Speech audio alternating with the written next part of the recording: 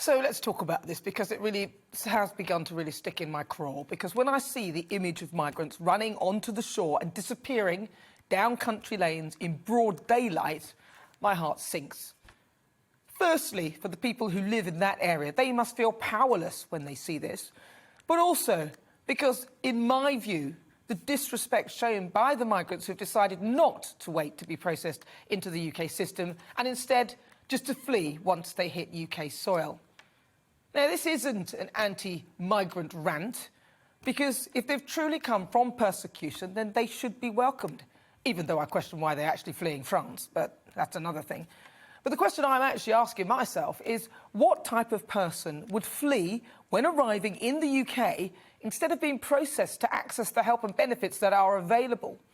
The answer, potentially those who may well be considered as criminals from wherever they've come from.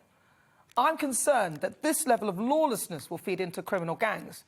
How long will it take those deciding to completely go under the radar to turn to crime as they've failed to access the support that's there specifically for them and paid for by the British taxpayer? For the families living in this area and seeing this on a daily basis, it must actually be quite intimidating. They probably can't open windows and doors overnight just in case. Now, yesterday, almost 1,000 people came across. This is totally unsustainable. I don't feel the government is taking this seriously enough. Some of the suggestions have included patrols on jet skis. I mean, surely that's a bad joke. And when I read headlines like £6,000 pizza bill for migrants arriving in Dover, which relates to the amount the Home Office spent on Domino's, and almost £4,000 buying sun hats for those who'd crossed the Channel, I ask, why would the migrants take this country seriously?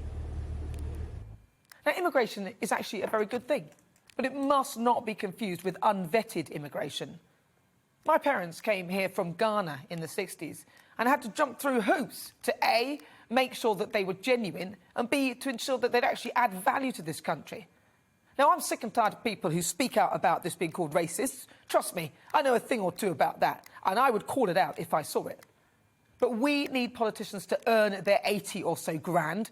We need them to work together with the French and countries around the world to find a solution.